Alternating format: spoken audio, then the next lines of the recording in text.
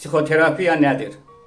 Psixoterapiya daha çox sözlərin köməyi ilə insan psixikasına təsir edib, onun düşüncələrində, emosiyalarında və davranışlarında dəyişikliklər yolu ilə psixoloji tarazlığın bərpası prosesidir.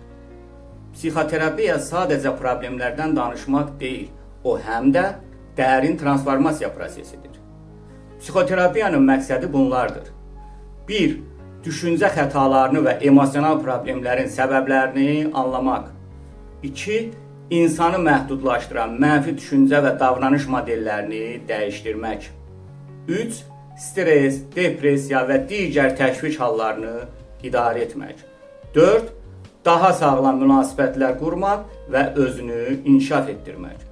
Hörmətli izləyici, siz də peşəkar psixoloji yardım almaqla düşüncə və davranış strategiyalarınızı dəyişərək həyatınızdan məmnun qala bilərsiniz.